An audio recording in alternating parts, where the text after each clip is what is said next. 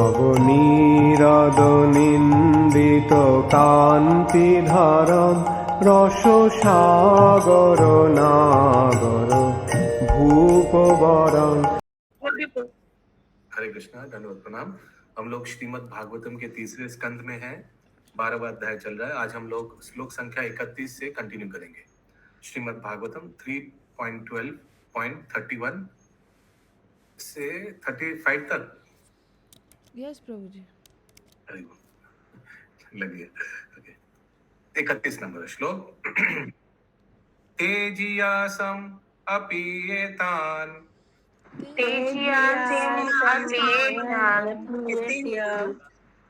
नाशुश्लोक्यं जगद्गुरो यद्वृत्तम् अनुतिष्ठान् वै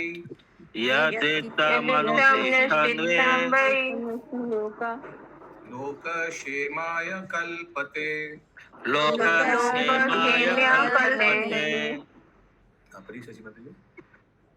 यद्यपि आप सर्वाधिक शक्तिमान जीव हैं, किंतु यह कार्य आपको शोभा नहीं देता। वेरी वेरी सॉफ्टली पढ़िए, ठीक है, क्योंकि अगला 45 मिनट सुनना पड़ेगा।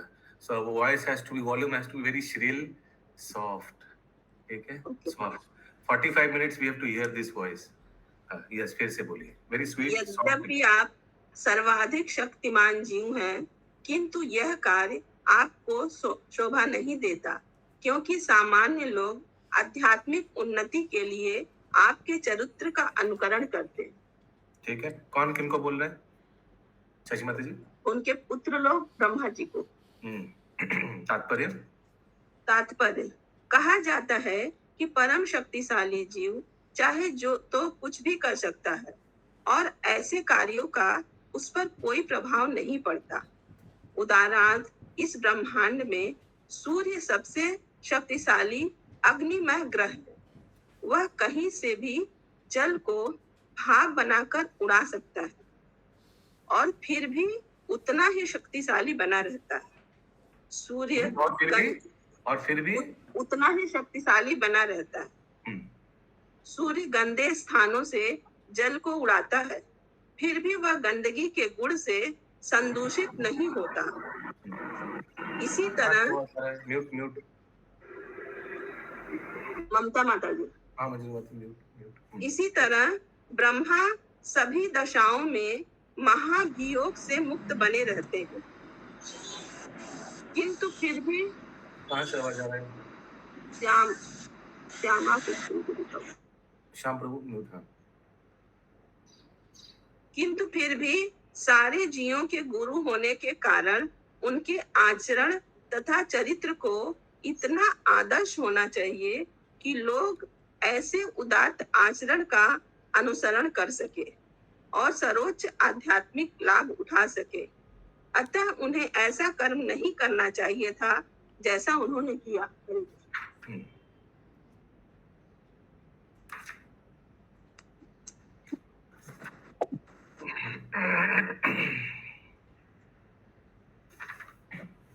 सूर्य का एग्जाम्पल क्यों दिया है? सोच समझ कर कोई बोलेगा? सोच समझ कर, ओके, फट करके बोल मत दीजिएगा। पहले सोचिए क्या कॉन्टेक्स्ट चल रहा है और सूर्य का एग्जाम्पल कहाँ फिट होता है। सोच समझ के बोलिएगा, फिर से बता रहा हूं।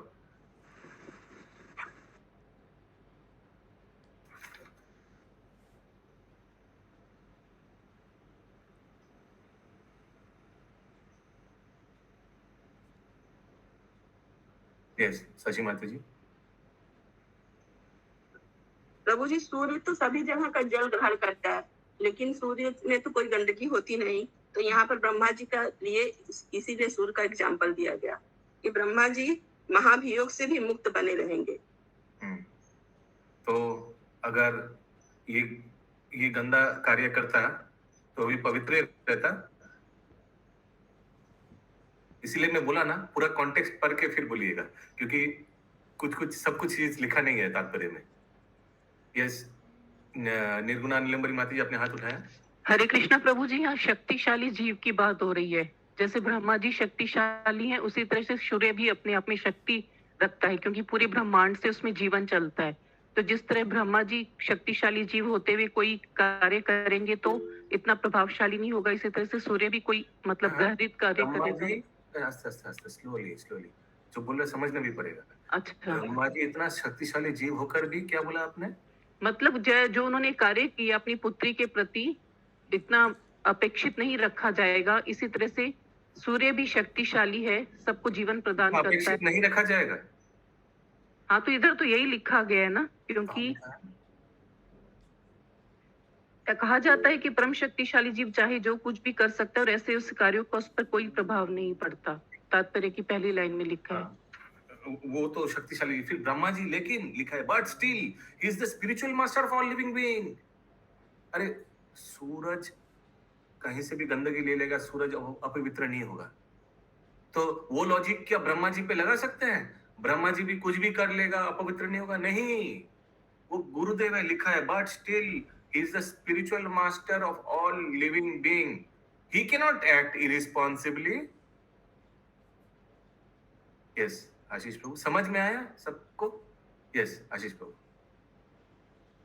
प्रभु जी, यहाँ पे सूरज को कंपेयर करने का तात्पर्य प्रभुपाद का ये था कि जैसे सूर्य के पास शक्ति होती है, he can dry all the water from anywhere. हाँ, तो वैसी शक्ति ब्रह्मा जी के पास में भी है, he can do anything, but still but still Surya does not dry the water that the capacity that he has.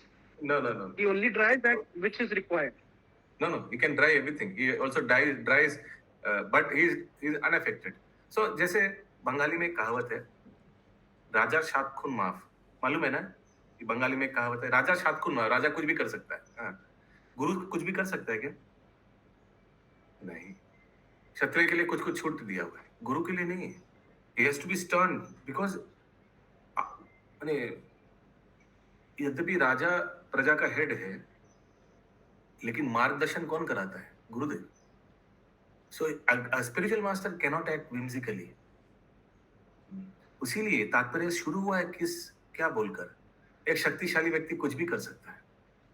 फिर क्या उदाहरण दिया सूर्यदेव का? सूर्यदेव कहीं से भी गंदगी से भी पानी अब्सॉर्ब कर सकता है, but he remains unaffected. Suryadev का कोई फर्क नहीं, सूर्यदेव पवित्र ही रहता है। फिर क्या बोला गया है? उसके बाद बोलता है श्रील प्रभुपाद, लेकिन गुरु के क्षेत्र में ऐसा नहीं होगा। But a spiritual master of all living being, his behavior and character should be so ideal that people will follow such sublime behavior. So, because Brahma ji भगवान के so called सृष्टि करता है, म्यूट कीजिए, कहीं से आवाज आ रहा है, म्यूट कीजिए। लेकिन he cannot act whimsically. वो अपनी इच्छा से मन मर्जी नहीं कर सकता है। यस, कोई हाथ उठाया था? ओके, हम ही उठाए थे, पर वही हाँ बोलिए सुषमा अग्रवाल, बोलिए माता जी। गंदगी वाला बोल रहे थे ना, वही हम भी बोलना चाह रहे थे। वही सूर्य माने सब कुछ एब्जॉर्ब के साथ साथ गंदगी भी एब्जॉर्ब कर लेता तो कुछ फर्क नहीं पड़ता है, लेकिन गुरु के केस में फर्क पड़ेगा। हाँ, ब्रह्मा जी के लेकिन हिंदी में लिखा है ना, लेकिन कुछ लिखा हुआ होगा। क्या सेंटेंस है शशि माता जी? किंतु फिर भी सारे जीवों के गुरु होने के कारण उनके आचरण तथा चरित्र को इतना आदर्श होना चाहिए कि लोग ऐसे उदात्त आचरण का अनुसरण कर सकें। हाँ, अगला श्लोक 32 नंबर। तस्मै नमो भगवते य इदं स्वेन रोचिषा आत्मस्थं व्यञ्जयम् आसा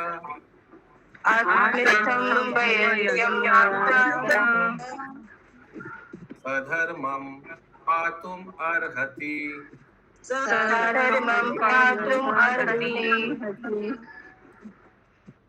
हम उन भगवान को सादर नमस्कार करते हैं जिन्होंने आत्मस्थ होकर अपने ही तेज से इस ब्रह्मांड को प्रकट किया है। वे समस्त कल्याण हेतु धर्म की रक्षा करें। कौन बोल रहा है? ब्रह्मा जी के पुत्र प्रार्थना कर रहा है। तात्पर्य क्या लिखा है प्रार्थना के लास्ट सेंटेंस में? क्या लिखा है? वे समस्त कल्याण हेतु धर्म की रक्षा करें। धर्म की रक्षा करे, हे प्रभु वो रक्षा करे, क्या हो रहा है, घोर अपराध हो रहा है, प्लीज रक्षा करे। सो ब्रह्मा जी के सपुत्र प्रार्थना कर रहे हैं। तात्पर्य, संभोग के लिए कामक्षा इतनी प्रबल होती है कि यहाँ पर ऐसा लगता है कि ब्रह्मा को मरीचि जैसे उनके महान पुत्र अपनी याचना के बावजूद भी उनके संकल्प से विरत नहीं कर पाए। फिर से संभोग के लिए कामेक्षा इतनी प्रबल होती है कि यहाँ पर ऐसा लगता है कि ब्रह्मा को मरीचि जैसे उनके महान पुत्र अपनी याचना के बावजूद भी उनके संकल्प से विरत नहीं कर पाए। देखिए काम वासना कितना स्ट्रांग है। अपना लड़का के सामने इतना लज्जित होना पड़ रहा है पिता को। ये तो कुछ भी नहीं। भागवतम में कहानी आता है जहाँ पिता अपना पुत्र से उसका आयु मांगता है। याद नहीं आ रहा। महाराज ये याति मांगते हैं अपने बेटे पुरु से। हाँ प्लीज अपना आयु दे दीजिए, मैं बूढ़ा हो गया, मैं इंद्र तृप्ति जवान बनने के लिए ना प्रभु जी, हरि बोल, जवान बनने के लिए, वो करने के लिए। सोचिए कितना निर्लज हो जाता है व्यक्ति फॉर काम वासना के लिए। आगे, अतः इन महान पुत्रों ने ब्रह्मा की सद्बुद्धि के लिए भगवान से प्रार्थना करना शुरू कर दिया। ये सुनीति राधिका माता जी। प्रभु जी भीष्म पितामह भी तो भीष्म पितामह इसलिए प्रतिज्ञा किए थे ना अपने पिता के लिए कि मैं कभी शादी नहीं करूंगा। काम शांतनु ने तो आकर भीष्म पितामह को बोला नहीं था ये बात। हाँ बोले नहीं थे। हाँ भीष्म पितामह ने रियलाइज किया कि पिताजी क्यों उदास है, ठीक ना। ऐसे ये आयाति महाराज का केस में तो एकदम व्यक्ति निर्लज हो गया। यहाँ भी ब्रह्मा जी के केस में भी देखिए। आगे, यह तो एकमात्र भगवान की कृपा ही है जिससे मनुष्य को कामेक्षाओं की लालसा से बचाया जा सकता है। भगवान उन भक्तों को संरक्षण प्रदान करते हैं जो उनकी दिव्य प्रेमा भक्ति में सदैव लगे रहते हैं, और वे अपनी अहेतुकी कृपा से भक्त को उसके अकस्मात पतन से बचा लेते हैं। अतः मरीचि जैसे ऋषियों ने भगवान की कृपा के लिए प्रार्थना की और उनकी प्रार्थना फलदायी रही। Yes, any query?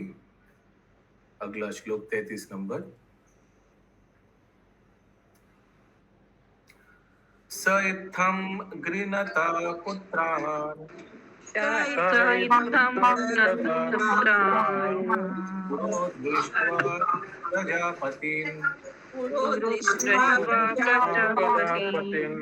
प्रजापति पतिस्तन्वं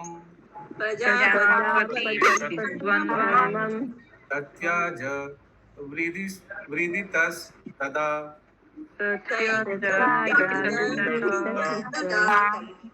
तां दिशो जागृर्घोरम्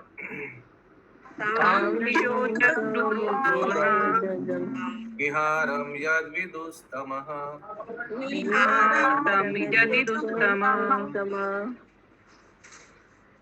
अपने समस्त प्रजापति पुत्रों को इस प्रकार बोलते देखकर समस्त प्रजापतियों के ब्रह्मा अत्यधिक लज्जित हुए और तुरंत ही उन्होंने अपने द्वारा धारण किए हुए शरीर का त्याग दिया।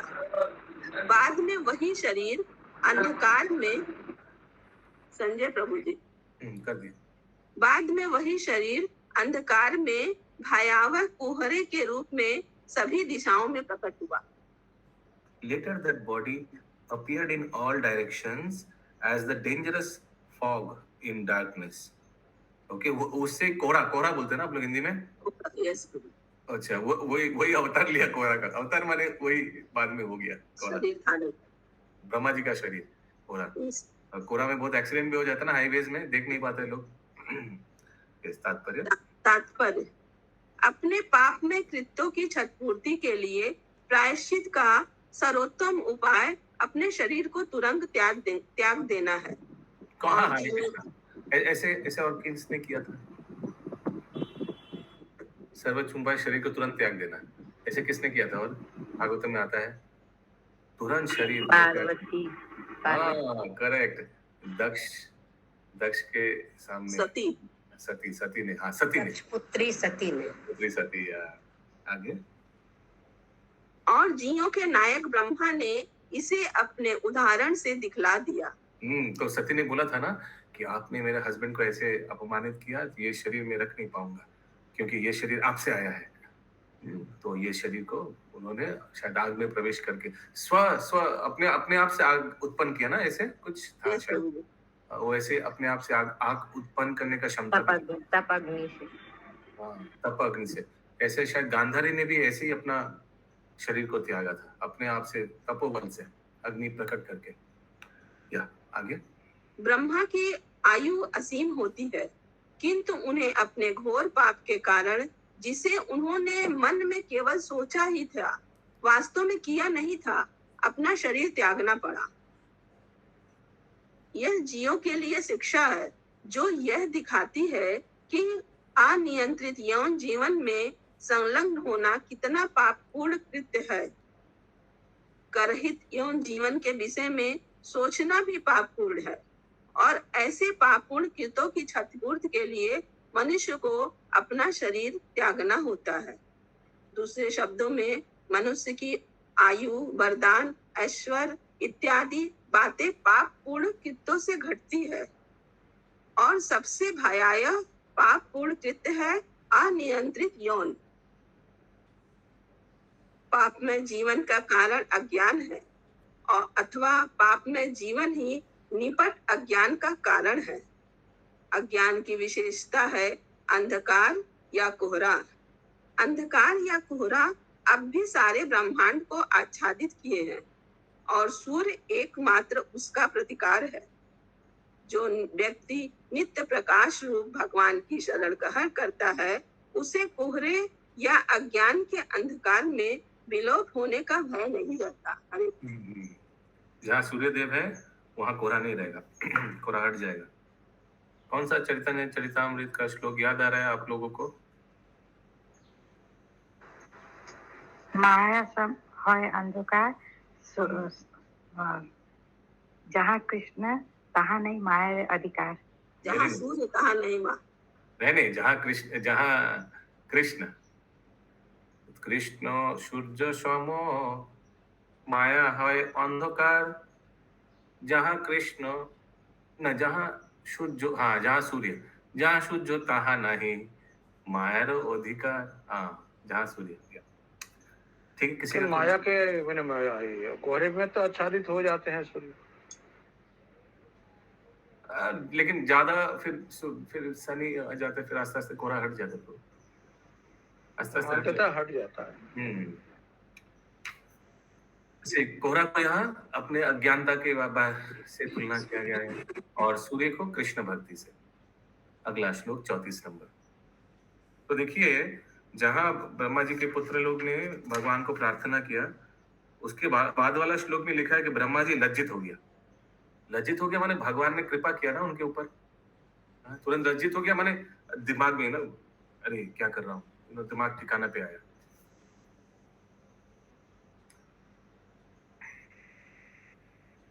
और ब्रह्मा जी भगवान के भक्त हैं। अगर ऐसा परिस्थिति कोई भी भक्त के अगर में भी आ सकता है जिंदगी में, तो क्या करना चाहिए? यहाँ लिखा है शिक्षा। एक तो भगवान से प्रार्थना करना चाहिए, सबसे इंपॉर्टेंट है उस स्थान से परित्याग करना चाहिए, भक्तों का संगत लेना चाहिए, शरण लेना चाहिए, भक्तों का संगत, भगवान के शरणागत लेना चाहिए, संगत लेना चाहिए। प्लस आप लोग को वो एक बहुत बलशाली मंत्र भी मैंने बताया, किसको याद है? ऐसे इमरजेंसी काम वासना के लिए हम जब अटैक करते, हमने एक बहुत बलशाली एक मंत्र आप लोग को बताया है। किसी को याद नहीं है? माय गुडनेस, मेरे को भी याद नहीं आ रहा है क्या है। सुख भीष्म प्लवांगम, स्टार्टिंग में याद नहीं आया। सुख भीष्म प्लवांगम, देवर्षि, हाँ विनीता माता जी का लिखा हुआ है, और कोई नहीं लिखा है। विनीता माता जी है, यस, सुनिधि राधिका माता जी, प्रभु जी हम तो दूसरा बोल रहे हैं, जैसे हम है ना ये भागवत में पढ़े थे पृथु महाराज के चैप्टर में कि जब पृथु महाराज का घोड़ा इंद्र ने चुरा लिया था ना, तो पृथु महाराज का बड़ा बेटा देखा था, वो अदृश्य रूप में थे दोनों जन। तो बोले उस समय पनिशमेंट क्यों नहीं दिया? तो बोले कि कोई जो बहुत अच्छा कोई भक्त भी रहता है भगवान का, उससे बाई चांस कोई गलती हो जाती है तो उसको थोड़ा माफ भी कर देना चाहिए, मतलब बहुत डीपली नहीं लेना चाहिए। तो ब्रह्मा जी ने तो कुछ किया नहीं था, खाली उनके मन में आया था ना, तो माफ भी कर देना चाहिए, ऐसा भी हो सकता था। हाँ वो तो ठीक है, लेकिन वो मंत्र याद नहीं आ रहा है। एनीवेज प्रभु हम बोले, हाँ बोलिए। सनत कुमार देवर्षि हाँ। सुख विष्णु पलम्बना। सनत कुमार देवर्षि सुख भीष्म प्लबांगमा। प्लबांगमा कौन है? हनुमान जी है। ये सब नैष्ठिक ब्रह्मचारी है। सनत कुमार माने चतुष्कुमार, सनत कुमार माने चारों कुमार। सनत कुमार देवर्षि यानी नारद मुनि। सनत कुमार देवर्षि सुख यानी सुखदेव गोस्वामी। सुख भीष्म पितामह। प्लबांगमा यानी हनुमान जी। ये सब नैष्ठिक ब्रह्मचारी इन लोग का, और सब भगवान के शुद्ध भक्त, सब भगवान के एक से बढ़कर एक भक्त है ना ये पांचों में। तो इन लोग का शरण लेना से, इन लोग का नाम उच्चारण करने से कहा जाता है कि काम वासना सहन में आता है। अगला श्लोक 34 नंबर।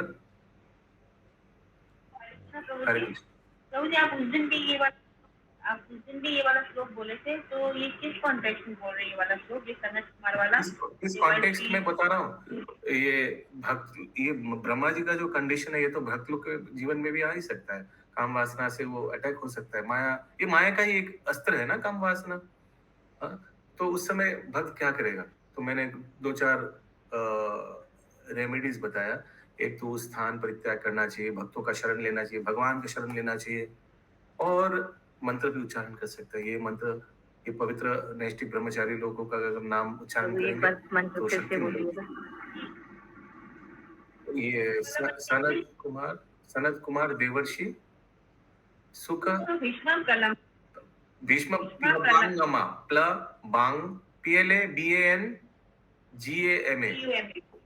गमा। अगला श्लोक 34 नंबर। कदाचिध्यायता श्रष्टुर कदाचिध्यायता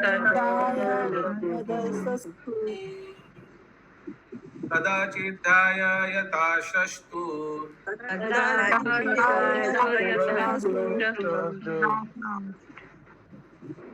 वेद आसं चतुर्मुखात्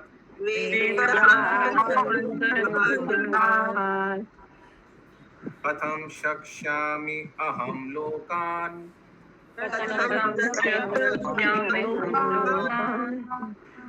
समावेतान् यथा पुरा।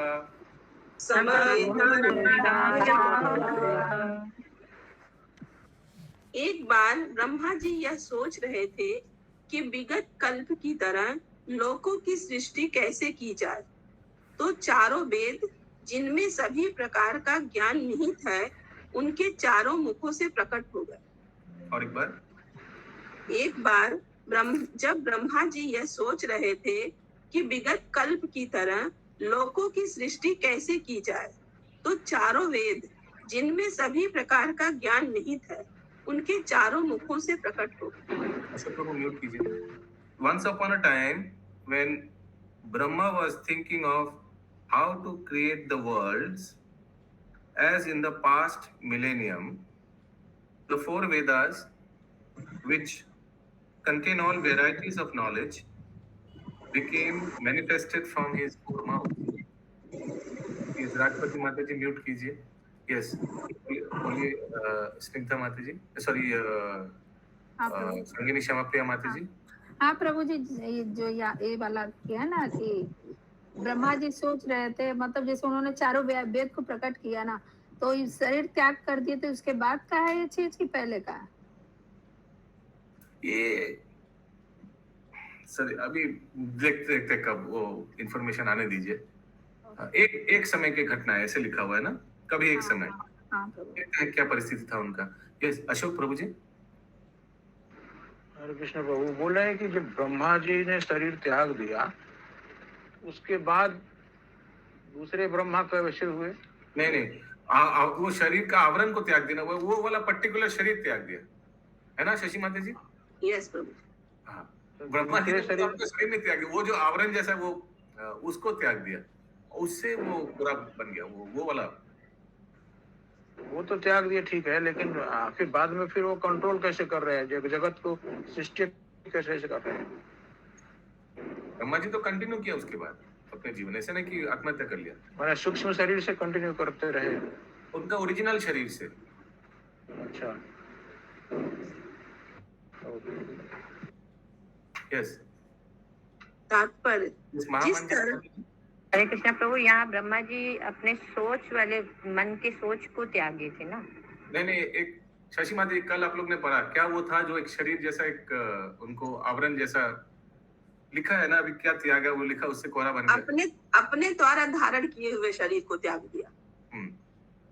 उस काम वासना के लिए जो एक अपने द्वारा धारण किया, कि कोई एक पर्टिकुलर शरीर शायद उन्होंने धारण किया, उसको त्याग दिया। लेकिन ब्रह्मा जी ने आत्महत्या नहीं की, ऐसा नहीं कि अपना शरीर को त्याग दिया, ऐसा नहीं। Continued after that. तात्पर्य पढ़े प्रभु जी? हाँ पढ़े।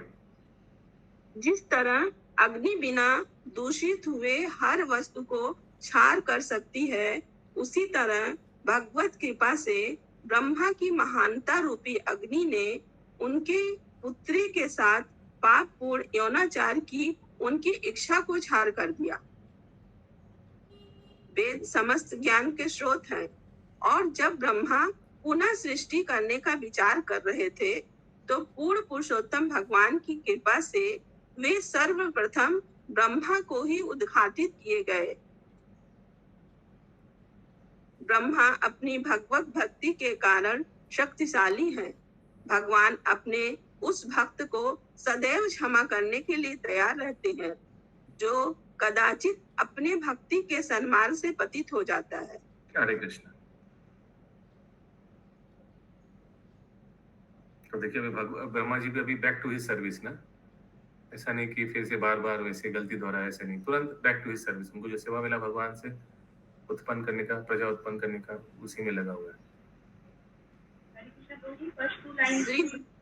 हाँ सुषमा माता, साउंड क्लियर नहीं है। प्रभु जी, फर्स्ट 2 लाइंस में ये क्या दिया हुआ है? ये अग्नि बिना दूषित हुए, बिना हर वस्तु को, जैसे कि अग्नि में कुछ भी जले, चाहे गंदा चीज हो चाहे अच्छा चीज हो, उसको कुछ फर्क नहीं पड़ता है। तो हाँ, तो अग्नि तो पवित्र ही है ना, जैसे सूर्य का उदाहरण दिया था शुभंकरी माता जी, ठीक है? तो सूर्यदेव समस्त पानी को अब्जॉर्ब कर लेता है, लेकिन सूर्यदेव दूषित नहीं हो जाता। वैसे अग्नि भी कुछ सोचिए, कागज आप अग्नि में डाला तो कागज को जला देगा, लेकिन अग्नि तो गंदा नहीं हो जाएगा ना, अग्नि तो वही पवित्र है, वैसे ही रहेगा। वैसे ही भक्त लोग भी पवित्र हैं, बीच बीच में थोड़ा कुछ गड़बड़ कर देता है, लेकिन भगवान क्षमा कर देता है।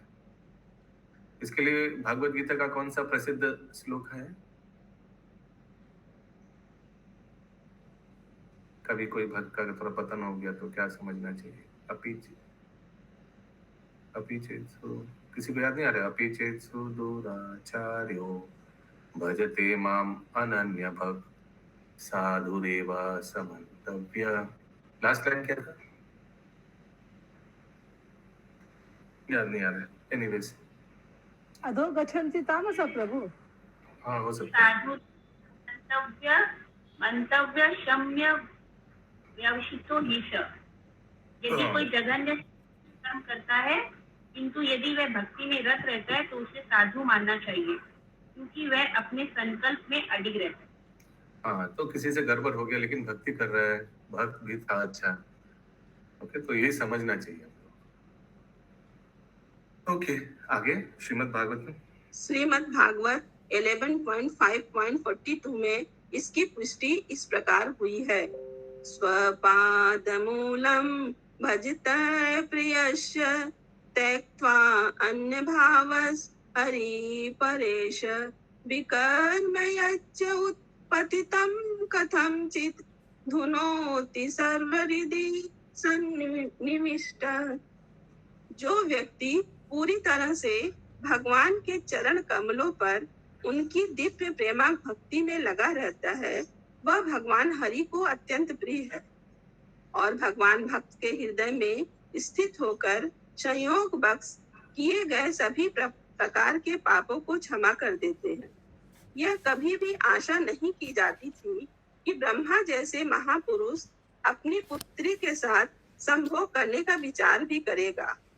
ब्रह्मा द्वारा प्रस्तुत किया गया उदाहरण केवल यह निर्देशित करता है कि भौतिक प्रकृति की शक्ति इतनी प्रबल है कि यह किसी पर भी, यहाँ तक कि ब्रह्मा पर भी अपना प्रभाव दिखा सकती है। ब्रह्मा जी अति अल्प दंड के साथ भगवत कृपा से बचा लिए गए, किंतु भगवत कृपा से महान ब्रह्मा के रूप में उनकी प्रतिष्ठा समाप्त नहीं हुई। हरे कृष्ण। हरे कृष्ण। ये ब्रह्मा जी का एपिसोड क्या क्या सिखाता है, सोचिए कितना शिक्षाएं मिलता है। अब अल्प दंड से बचा दिया गया, क्या दंड हुआ था उनका, क्या दंड हुआ था बताइए? उनके, हरे कृष्ण प्रभु जी, उनके पुत्रों ने जो हाँ, बच्चे लोग ने उनको शिक्षा दिया। ये तो पिताजी के लिए सबसे बड़ा दंडित हो सकता दंड है ना। यस, निर्गुणा नीलमणि माता जी। नहीं, मेरा भी यही क्वेश्चन था, अत्यल्प दंड क्या था उनका। लेकिन अधिकारी को तो जब बड़ी सजा मिलती है तो, लेकिन पूरा बोलिए फिर से। लेकिन जो इस बात को जानता है, जिसने इस चीज को तैयार किया है नियम कानून को, अगर उसके द्वारा ये कोई भूल होती है तो उसे मेजर पनिशमेंट दिया जाता है। वे भक्त हैं, शुद्ध भक्त हैं। और ऐसे भी याद रखिएगा, कलयुग में एक छूट है, वो छूट कौन बता पाएगा? हरे कृष्ण प्रभु, मन से किया गया पाप पाप नहीं। हाँ, मन से किया हुआ जो पाप है उसको पकड़ा नहीं जाता है, ठीक है। लेकिन इसका गलत फायदा नहीं उठाना चाहिए। ठीक है, ये कलयुग के लिए छूट है। अभी मालूम नहीं है, ये तो कलयुग में आई डोंट नो कौन सी। एनीवेज, दूसरी बात है, ये भगवान के शुद्ध भक्त हैं। एक तो बहुत डेंजरस काम दिया इनको, सोचिए, रजगुण का काम दिया, सृष्टि करने का काम दिया। तो उसमें तो ये सब गड़बड़ हो ही सकता है प्रभु जी। काम भी तो बहुत, ये जो कार्य दिया है भगवान का सेवा दी, ये भी तो बहुत डिफिकल्ट कार्य दिया। प्रभु तो एक लीला किए थे ना, सच में लीला किए थे इस चीज। देखिए, अभी तक कोई भी तात्पर्य में ये नहीं आया है कि ये भगवत इच्छा से हुआ है, भगवान हम लोग को शिक्षा देना चाह रहे थे। ऐसा परीक्षित महाराज का केस में लिखा हुआ था, विल ऑफ प्रोविडेंस। ये दोनों में फर्क देखिए। आई डोंट नो आप लोग समझ पा रहे हैं नहीं, मैं क्या बोल रहा हूँ। परीक्षित महाराज के केस में लिखा हुआ था कि परीक्षित महाराज, इनका बैकग्राउंड देखिए, ये पांडवों का वंशज में आता है, भगवान का शुद्ध भक्त, इनका जन्म में भी भगवान इनको रक्षा प्रदान करता है। नहीं प्रभु, 29 में लिखा है ना, मारीची जैसे बोलते हैं ना, वे भली भांति जानते थे, यद्यपि उनके पिता ने त्रुटि की है, किंतु इस घटना के पीछे कोई ना कोई बड़ा कारण रहा होगा, अन्यथा इतना महान पुरुष ऐसी त्रुटि नहीं कर सकता। एनीवेज, अच्छा लिखा हुआ है इधर। कौन सा, कहाँ लिखा था? 29 में प्रभु। अच्छा, ठीक है, फिर भी अभी तक लिखा नहीं कि भगवत इच्छा से कोई कारण बताया नहीं गया है। समाज के लिए मोरल है, समाज के लिए। परीक्षित महाराज का केस में प्रभुपाद लिखते हैं कि ऐसा elevated devotee can not do this, कि एक मृत सांप लेके एक साधु के गले में टांग देगा, कर ही नहीं सकता है। तो फिर प्रभुपाद जी लिखता है, तो हम लोग को क्या समझ लेना चाहिए? This is definitely due to will of providence. Will of providence यानी भगवत इच्छा। हरे कृष्णा प्रभु जी, हरे कृष्णा। आगे लिखा है, हो सकता है कि ब्रह्मा जी अपने अधीनस्थों को स्त्रियों से व्यवहार करते समय मानव दुर्बलताओं के प्रति आगाह करना चाह रहे थे। आत्म साक्षात्कार के मार्ग पर चलने वाले पुरुष के लिए सदैव अत्यंत घातक। अतः ब्रह्मा जैसे महापुरुष जब त्रुटि करते हैं, तब ना तो उनकी उपेक्षा करनी चाहिए और ना ही मारीची जैसे महर्षि उनके असमान आचरण के कारण उनके प्रति किसी प्रकार का अनादर प्रदर्शित कर सके। लिखा 29 में। हाँ, लेकिन भगवत इच्छा नहीं लिखा है। वही मैं बता रहा था कि भगवान ने इनको करवाया। ये परीक्षित महाराज का केस में वो लिखा हुआ था कि, ये मैं बोलना चाह रहा हूँ कि भगवत इच्छा, विल ऑफ प्रोविडेंस, ये तो ब्रह्म, क्योंकि ये है भक्त और देवता में अंतर। This is the difference between a demigod and a pure devotee. Brahma ji pure devotee category में आता है? नहीं आता है। परीक्षित महाराज प्योर डिवोटी का कैटेगरी में आता है? आता है। हाँ, so this is the difference between a demigod and a pure devotee. Demigod अगर ऐसे कुछ कार्य कर ही नहीं सकता, करेगा तो भगवान कराएगा उनसे। या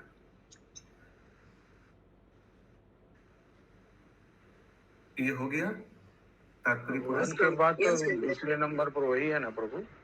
हाँ अशोक प्रभु बोले प्रभु भगवान के बाद ही दूसरे नंबर पर ब्रह्मा जी आते हैं। किस किस किस प्रसंग में आप बोल रहे हैं? दूसरे नंबर में किस नंबर, माने क्या क्या प्रसंग में आप बोल रहे हैं? ब्रह्मा भगवान के बाद मतलब कि माने सर्वश्रेष्ठ उनको कहा गया है, इसलिए बोला। कभी भगवान के बाद भक्त लोग आएगा, प्योर डिवोटीज लोग आएगा दूसरे में। ब्रह्मा जी भगवान के बाद किस किस विचार में आएगा? सबसे यहाँ पे लिखा हुआ ऊंचा जीव। प्रभु जी 30 नंबर का तात्पर्य में प्रभु जी लिखा हुआ ना, लास्ट लाइन, आध्यात्मिक दृष्टि से उच्चस्थ जीव ब्रह्मा को भगवान के बाद का पद प्रदान किया गया है। अरे उच्चस्थ जीव है, आध्यात्मिक दृष्टि से आध्यात्मिक दृष्टि से भी आप बताइए ना। ब्रह्मा जी से ऊपर और कोई भक्त नहीं है क्या? लाइन लगा हुआ है, नित्य सिद्ध भक्त कहाँ जाएगा? ब्रह्मा जी एक बद्ध जीव है, नित्य बद्ध जीव है। गोप बालक कहाँ जाएगा? क्या कॉन्टेक्स्ट देखना पड़ेगा यहाँ। सृष्टि कर जाए इधर जीवों के लिए, हम लोग के लिए। हम लोग का 14 भुवन में कौन है सर्वश्रेष्ठ? ब्रह्मा जी। ब्रह्मा जी। 14 भुवन में सर्वश्रेष्ठ जीव कौन है? ब्रह्मा जी। सर्वश्रेष्ठ भक्त कौन है? ब्रह्मा जी। हालांकि और भी हो सकता है, भक्त बोलना तो वो तो डेंजरस हो जाएगा कि और भी बहुत हो सकता है जो 14 भुवन में है। ओके, तो कॉन्टेक्स्ट देखना पड़ेगा, क्या प्रसंग चल रहा है। अभी सृष्टि के बारे में चल रहा है, एडमिनिस्ट्रेशन के बारे में चल रहा है। ऑब्वियसली भगवान के बाद तो एडमिनिस्ट्रेशन में इस जगत में तो ब्रह्मा जी है। दैट्स व्हाई वेरी इंपॉर्टेंट हम लोग क्या मुंह से निकाल रहे हैं। All aspects has to be considered. अगला श्लोक 35 नंबर। चातुर्होत्रम कर्मतंत्रम चातुर्होत्रम कर्मतंत्रम उपवेद नएषः धर्मस्य पादस्य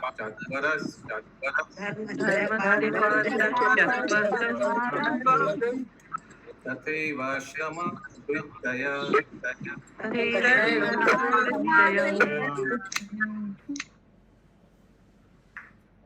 अग्नि यज्ञ को समाहित करने वाली 4 प्रकार की साज सामग्री प्रकट हुई। ये प्रकार हैं यज्ञकर्ता, होता, अग्नि तथा उपवेदों के रूप में संपन्न कर्म। एक सेकंड, अग्नि यज्ञ को समाहित करने एक सेकंड, मैं इंग्लिश में एक बार पढ़ना चाहता हूँ। The 4 kinds of paraphernalia for conducting the fire sacrifice became manifest। तो कहीं से आवाज आ रहा है, डोंट नो। ये अग्निहोत्र यज्ञ करने के लिए जो 4 चीज लगता है, क्या क्या? द परफॉर्मर यानी चैंटर जो यज्ञ कराएगा। दूसरा दी ऑफरर, ऑफरर माने जो ऑफर, ये यजमान है ना। दूसरा वाला क्या लिखा है सरोज माता जी? यजमान होगा। यजमान दूसरा नंबर में यजमान होगा। ऑफरर इंग्लिश में लिखा है, जो ऑफर जिनके लिए करा रहा है। पहला नंबर तो पंडित जी है जो करा रहा है, और दूसरा नंबर ऑफरर, तीसरा है अग्नि, चौथा है action performed in terms of the supplementary Vedas. चौथा नंबर क्या लिखा है शशि माता जी? उपवेदों के रूप में संपन्न कर्म। अच्छा देखना पड़ेगा ये क्या है आगे। तो सेकंड यज्ञ की सामग्री है। यज्ञ की सामग्री दूसरा वाला। हाँ, यजमान नहीं है। नहीं होत्रम मतलब यज्ञ की सामग्री हुई। होत्रम सेकंड आहुति देने वाला है सेकंड नंबर माता जी। ठीक से बोलिए क्या है शशि माता जी? होत्रम माध्यम प्रभु जी 4 प्रकार की जो साज सामग्री हुई है उसका है होत्रम, चातुर्होत्रम। वो हम नहीं पूछ रहे। और ये यज्ञ करता होता, ये तो यज्ञ करता जो करेगा, और होता मतलब जो यजमान ना, यजमान। यस तात्पर्य सॉरी। धर्म के 4 सिद्धांत सत्य, तप, दया, शौच एवं चारों आश्रमों के कर्तव्य भी प्रकट हुए। अच्छा तात्पर्य पढ़े प्रभु जी। तात्पर्य तात्पर्य खाना किस चीज से प्रकट हुआ वो नहीं लिखा है ना, सिर्फ प्रकट हुआ। नहीं प्रभु जी। तात्पर्य यस सुषमा शर्मा माता जी। हरे कृष्णा प्रभु जी इसमें दिया है उपवेदों के रूप में संपन्न कर्म, माने जो मंत्र बोला जाता है। हमको तो वही लगा था, एक बार देखते हैं तात्पर्य में क्या है। खाना, सोना, रक्षा करना तथा संभोग करना, ये 4 शारीरिक मांगे पशुओं तथा मनुष्यों में समान रूप से पाई जाती है। मानव समाज को पशुओं से विलग करने के लिए वर्णों तथा आश्रमों के रूप में धार्मिक कार्यकलाप संपन्न किए जाता है। उनका स्पष्ट उल्लेख वैदिक ग्रंथों में पाया जाता है। और जब चारों वेद ब्रह्मा के मुख से उत्पन्न हुए तो ब्रह्मा द्वारा इनका प्राकट्य किया गया। इस तरह वर्णाश्रम के रूप में मानव कर्तव्यों की स्थापना की गई, जिससे सभ्य पुरुष इसका पालन कर सके। जो लोग परंपरागत रूप में इन सिद्धांतों का पालन करते हैं वे आर्य या प्रगतिशील मानव कहलाते हैं। हरे कृष्ण। तो यही होगा सुषमा शर्मा माता जी, ये सब सिद्धांत दिया हुआ है ये सब शास्त्र में। वो जो चौथा वाला जो था, actions performed in terms of supplementary Vedas, ये होना चाहिए। यानी वर्णाश्रम को पालन करना, ये सब शास्त्र में दिया हुआ है। एक आर्यन, एक लास्ट वाला कर्म है प्रभु, तो कर्म तो आहुति जो दी जाती है वही ना कर्म हुआ। उसमें तो अनुवाद में क्या लिखा है अशोक प्रभु? अनुवाद में दिया है लास्ट वाला, चौथा वाला क्या दिया हुआ है? Actions performed in terms of supplementary Veda, यानी शास्त्र में जो कार्य दिया हुआ है उस कार्य को करना, ये भी प्रकट हुआ। शास्त्र में क्या क्या कार्य दिया हुआ ये तो तात्पर्य में अभी हम लोग ने पढ़ा ना। वर्णाश्रम को पालन करना, अपने ड्यूटीज को, कर्तव्य को जो है वो सब पालन करना। एक आर्यन, एक भद्र व्यक्ति, आर्यन माने सिविलाइज्ड मैन। आज 35 तक ही था। हाँ प्रभु जी। ओके। ग्रंथराज श्रीमद् भागवतम की जय। जय।